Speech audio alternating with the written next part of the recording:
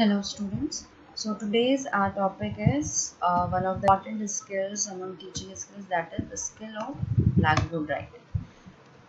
Blackboard writing एक ऐसे skill है जो कि हर एक टीचर यूज़ करता है. Skill of using blackboard. Blackboard कैसे यूज़ करना है ना.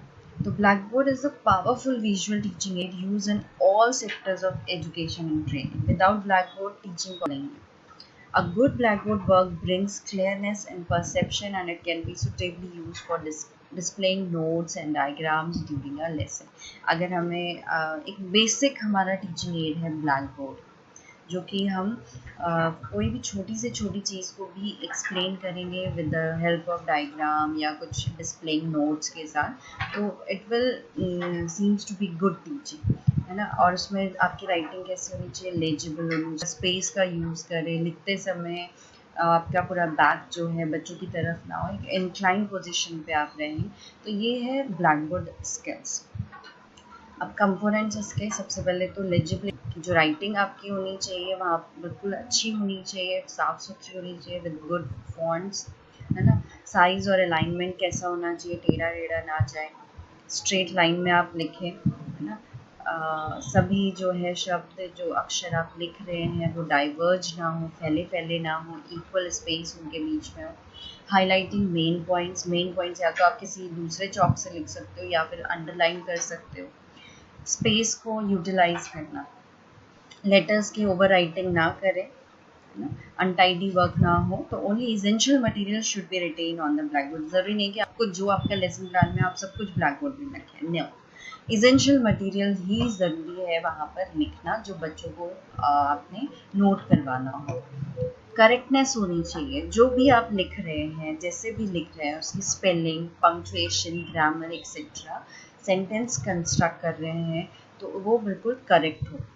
Inadequate knowledge of English grammar or mistakes done by the teacher reduces the attentiveness of the learners in the classroom. ये होता है अक्सर जब बच्चे ट्रेनिंग के लिए जाते हैं थर्ड सेम में, तो इंग्लिश ही पढ़ा रहे होते हैं लेकिन उनकी इंग्लिश ग्रामर बहुत वीक होती है. पीछे बैठे बच्चे जो होते हैं वो तो क्योंकि चेक कर रहे होते हैं बुक्स में, तो वो मजाक उड़ा रहे होते हैं. तो इसलिए फुली प्रिपेयर्ड होकर ही क्लास में जाएं और बिल्कुल प्रैक्टिस करें, करेक्ट सेंटेंस को ही फॉर्म करें. और अगर आपको ज़रा भी डाउट है तो उनको ना लिखें while your training period. Position कैसे खड़े हैं आप ब्लैकबोर्ड के सामने, है ना. 45 डिग्री पे आपको रहना है. आपकी बैक जो है बच्चों की तरफ नहीं होनी चाहिए. आप जब ब्लैकबोर्ड पे लिख रहे हैं तो बोले नहीं, बच्चों को भी देखें, ब्लैकबोर्ड में भी देखें, एक्सप्लेन तब करें. आई कांटेक्ट होना चाहिए पीपल्स के साथ. ब्लैकबोर्ड क्लीन करें ज़रूर. क्लास में आए, ब्लैकबोर्ड क्लीन होना चाहिए. प्रॉपर एंट्रीज वहाँ पे डालें, क्या डेट है, कौन सा पीरियड है, कौन सा कितने ड्यूरेशन का है, क्लास है, सब्जेक्ट है, सब डिटेल्स वहाँ पे आएंगी.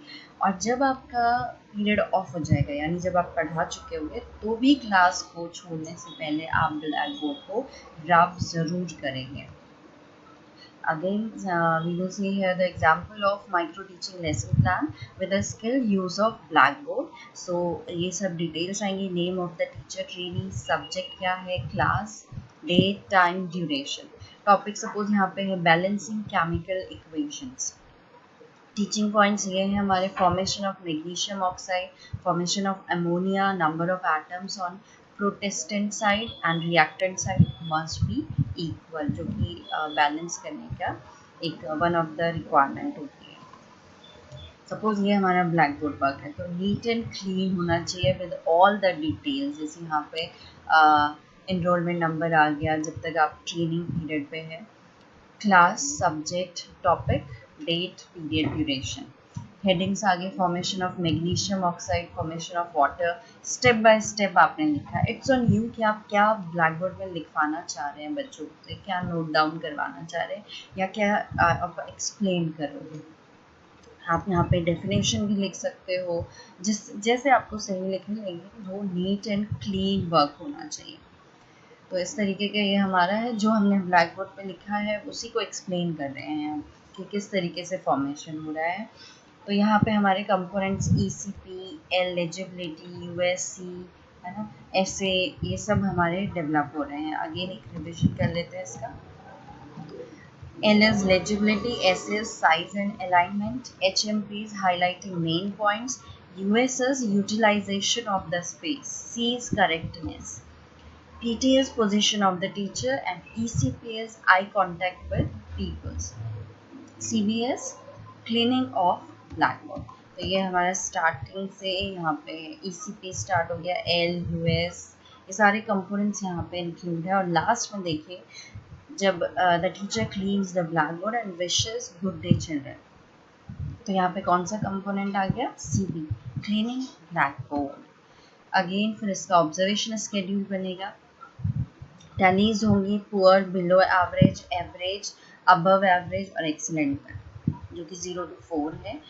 टैलीज के अकॉर्डिंग अगर आप एवरेज से अबव स्कोर करते हैं तो जंप करेंगे to the next skill, practice करेंगे उसमें। और अगर आप बिलो एवरेज स्कोर करते हैं तो सेम स्किल्स के साथ प्रैक्टिस करेंगे और माइक्रो टीचिंग साइकिल को फॉलो करेंगे। So that's all in skill of black board. Thank you.